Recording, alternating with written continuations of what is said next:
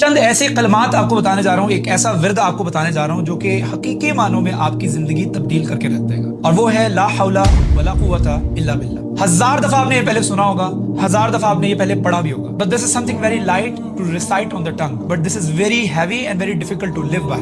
بخاری اور مسلم دونوں میں حدیث موجود ہے کہ رسول اللہ صلی اللہ علیہ وآلہ وسلم نے فرمایا کہ یہ جنت کے خزانوں میں سے ایک خزانہ ہے، لا حول ولا قوت الا باللہ۔ فرمایا کہ اس کو پڑھنے والا 100 سے زائد بلاؤں سے بچا رہے گا، اور اس میں سب سے چھوٹی بلا جو ہے وہ حزن ہے، وہ غم ہے، جو کہ اس وقت سوسائٹی کی سب سے بڑی بلا بنی ہوئی ہے۔ کسی کو ماں باپ کا غم ہے، ان کی بیماری کا غم ہے، کسی کو اپنی اولاد کا غم ہے، ہماری اولاد ہماری بات نہیں مانتی، کسی کو بیوی کا غم ہے، کسی کو ہسبینڈ کا غم ہے، کسی کو فائنینشیل ایشوز کا غم ہے، کسی کو فلاں انزائٹی ہے، کسی کو فلاں ڈپریشن ہے۔ آج کل جو انزائٹی اور ڈپریشن عام ہو چکی ہے، ہم سائیکیٹرسٹ ڈھونڈتے پھرتے ہیں، ہم تھراپسٹ ڈھونڈتے پھرتے ہیں۔ اللہ کے نبی صلی اللہ علیہ وآلہ وسلم نے آپ کو ایزی اور آسان ورد بتا دیا ہے، لا حول ولا قوت الا باللہ۔ لیکن اس کو کیجولی اس طریقے سے نہیں پڑھنا جیسے نماز میں بیٹھے ہوئے ہیں، آپ نماز کے بعد آپ نے 10 دفعہ اس کو پڑھ لیا، لا حول ولا قوت الا باللہ۔ No no no no no, you have to understand it. لا حول، کوئی بھی طاقت نہیں ہے، ولا قوت، کوئی قوت نہیں ہے، الا باللہ، ماں سوائے اللہ تعالیٰ کی۔ اور اس کے اوپر ایمان لا کے پڑھنا ہے کہ یا اللہ تیرے علاوہ کوئی طاقت نہیں ہے، یہ میرا غم کیا چیز ہے تیرے آگے، یہ میری مصیبت کیا چیز ہے، یہ جو مصیبت میری زندگی کے اندر ہے، جو میرے لیے پہاڑ بنی ہوئی ہے، وہ تیری قدرت کے آگے کچھ نہیں ہے،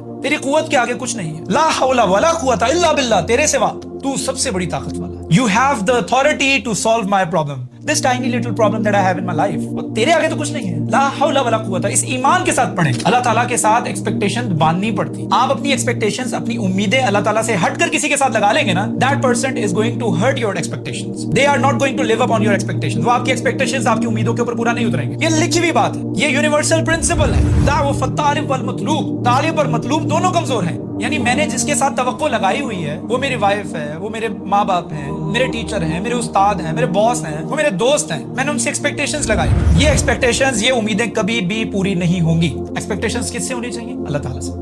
اللہ تعالیٰ سے ایکسپیکٹیشنز ہونی چاہیے، اور جب آپ اللہ تعالیٰ سے ایکسپیکٹیشنز لگائیں گے، اللہ تعالیٰ کے اوپر ایمان رکھیں گے، توکل رکھیں گے۔ یہ توکل ہی ہے نا جب حضرت موسیٰ علیہ السلام کی والدہ نے ان کو ایک چھوٹی سی ٹوکری کے اندر ڈال کر بہا دیا تھا۔ اللہ تعالیٰ نے فرمایا کہ اگر ہم نے اس موقع پر موسیٰ کی ماں کا دل باندھا نہ ہوتا، اس کو حوصلہ، اس کو صبر نہ دیا ہوتا، تو وہ بکھر جاتا۔ And that same could goes into the house, in the very house of the Pharaoh، اور وہیں پہ وہ پلے بڑھے جو ان کو مارنا چاہ رہا تھا۔ اللہ تعالیٰ کی قدرت دیکھیں، this is the plan of Allah۔ The oppression of Pharaoh came to an end, the empire of the Pharaoh came to an end just because a baby was thrown in a basket۔ So Allah has his own way of making things work out۔